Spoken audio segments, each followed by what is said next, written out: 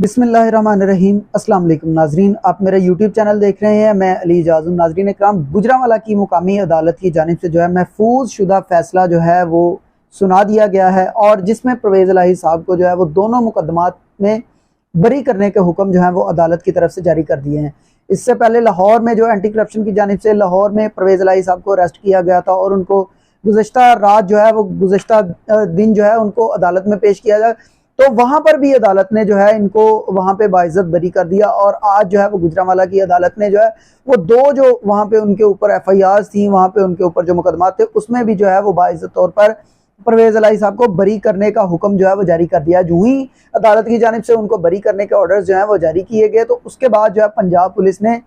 उनको जो है वो एक और मुकदमे के अंदर जो है वो उनको अरेस्ट कर लिया, और उनको जो है ये इस मुकदमे में अरेस्ट किया गया है कि पंजाब असम्बली की जो भर्तियां हैं उनको जो है वो गैर कानूनी उनके ऊपर उसका केस है, तो इस हवाले से जो है उनको गिरफ्तार कर लिया गया है। एक जानिब ये सूरत हाल है कि जिसको भी किसी सीनियर जो रहनुमा होता है, और ये याद रखिएगा ये पीटीआई के सदर हैं, ये अब इनका जो ख़ानदानी एक होता है ना, जिस तरह मुस्लिम लीग काफ है और उनके ख़ानदान में कुछ लोग हैं, चौधरी वजाहत साहब ने जिस तरह से अलहदगी का ऐलान किया पीटीआई से, या दूसरा जो है वो दीगर जो लोग हैं वो आजकल उनकी भी वो जिसे कहते हैं ना कि उनकी अपनी हवाई ख़राब हुई पड़ी है, क्योंकि आजकल जो है वो ताकत का रुझान जो है वो उनकी तरफ है, और जो लोग हैं कुछ पाकिस्तान तहरीक इंसाफ के टूट टूट कर जो हैं वो उनके पास चले जा रहे हैं। तो इस हवाले से जो है उनके जो उनकी सोच है वो इस वक्त जो है वो काफ़ी ज़्यादा हाई लेवल तक पहुंची हुई है कि आया पता नहीं हम लोग जो है वो क्या कर लेंगे। तो अब मसला ये है कि जिस तरह से इन लोगों को जिस तरह से ट्रीट किया जा रहा है, तो क्या ये टूट जाएंगे? तो चौधरी परवेज़ इलाही साहब जो हैं वो तो अभी तक टूटने का नाम नहीं ले रहे, लेकिन वो एक बात वो डंके की चोट के ऊपर कह रहे हैं कि पाकिस्तान तहरीक इंसाफ के कारकुनों को कि आपने नहीं घबराना, आपने डट के खड़े रहना है। हम भी खड़े हुए हैं डट के, कोई ऐसा मसला नहीं है, ये जो है सियासी केसेस हैं, और ये जो है इंतकाम के लिए हमारे से ये किया जा रहा है। पाकिस्तान की जो मौजूदा सूरत हाल है ये अभी तक जूं की तूं है। अभी तक पाकिस्तान में जो है वो हालात नॉर्मल नहीं हुए, हालात कशीदा हैं। सियासी जो जोड़ तोड़ है वो अरूज पर है। एक को किसी से तोड़ लिया जाता है और दूसरी जमात के अंदर जो है ये उसको फिक्स करने की कोशिश की जाती है, और इसी हवाले से जो है जहांगीर तरीन साहब जो है वो अपनी नई पार्टी बनाने के लिए काफ़ी ज़्यादा मारे मारे फिर रहे हैं, और वो जितने भी मुनहरिफ अरकान हैं उनको इकट्ठे करके और उनका इकट्ठ कर कर जो है वो अपनी पार्टी को जो है वो तश्कीलें नो उसकी कर रहे हैं, और आइंदा आने वाले दिनों में वो ऐलान भी इस चीज़ का कर देंगे कि उनका जो पार्टी का निशान है या पार्टी का जो नाम है वो क्या रखेंगे, और इस हवाले से मुशावरत जो है वो जारी है। तो सवाल ये पैदा होता है कि आइंदा आने वाले दिनों के अंदर जो है वो क्या होगा। जिस तरह से ख़वातीन के साथ जेलों के अंदर बदतमीज़ी की जा रही है, आज जिस तरह आलिया हमजा साहिबा, सनम जवेद, तैयबा राजा, उन्होंने जो ही वो प्रिजनर्स वैन जो है उनसे बाहर आई, तो उनका कहना था कि हमारी पिछली गुज़श्ता रात जो है वहाँ हमारी तलाशियाँ ली जाती रही हैं, क्या हम लोग दहशतगर्द हैं? हमारी तलाशियाँ। और ये बात याद रखिएगा कि पिछले 20-25 दिनों से जो है वो कानून नाफिज करने वाले जो इदारे हैं पुलिस के जो है उनकी कस्टडी के अंदर ये सारी ख़वातीन हैं। तो जो 20-25 दिनों बाद इनकी इस तरह से तलाशियां ली जा रही हैं, तो ये उनका जो है जिस तरह मीडिया के ऊपर उन्होंने आके बयान दिया है कि उनको जो है ये तजलील करने की कोशिश की जा रही है, मेरे ख्याल में उनको जलील ख्वार करने की कोशिश की जा रही है, ये इस तरह से जो है वो उनके साथ करके। डॉक्टर यास्मीन राशिद साहिबा जो है उनको भी आज बरी कर दिया गया है। वो जो कोर कमांडर हाउस के ऊपर जो है वो हमला हुआ था,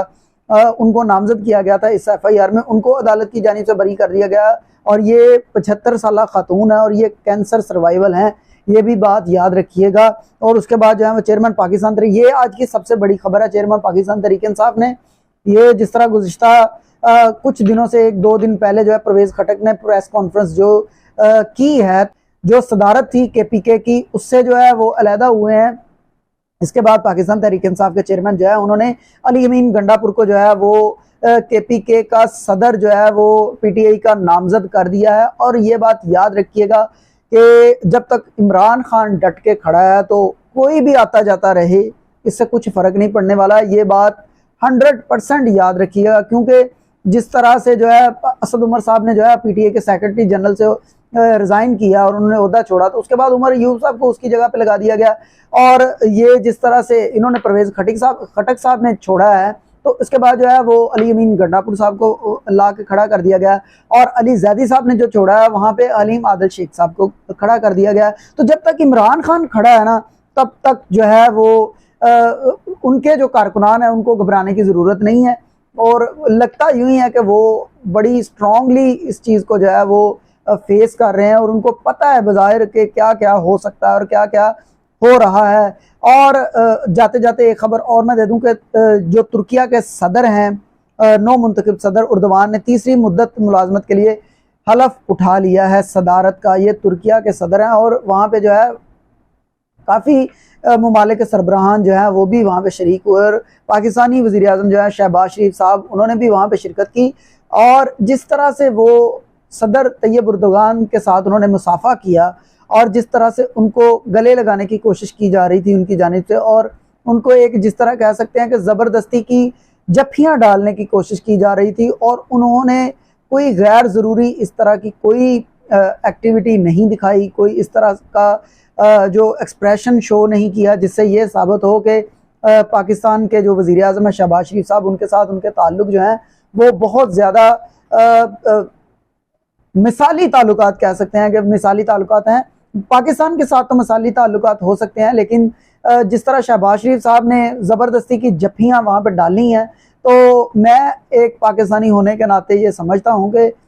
एक मुल्क का जो वज़ीर आज़म होता है उसकी जो इज़्ज़त और तकरीम होती है वो पूरी की पूरी उसकी कौम उसके पीछे खड़ी होती है। और जब उसकी किसी जगह पे इंसल्ट की जाती है तो वो इंसल्ट ना कि उस वज़ीर आज़म की होती है, बल्कि उसकी पूरी की पूरी अवाम की और उसकी कौम की होती है, और उसके मुल्क की इंसल्ट होती है। इस तरह गैर ज़रूरी तौर पर किसी को आगे बढ़ चढ़ कर इस तरह से ट्रीट करना मेरे ख्याल में मुनासिब नहीं है। आइंदा आने वाले दिनों में इन चीज़ों से जो है वो इज्तनाब भी मैं तो कहूँगा कि करना चाहिए, क्योंकि आपके जो सफारती आदाब होते हैं इनको मलहूज़ ख़ातर रखना बहुत ज़रूरी होता है।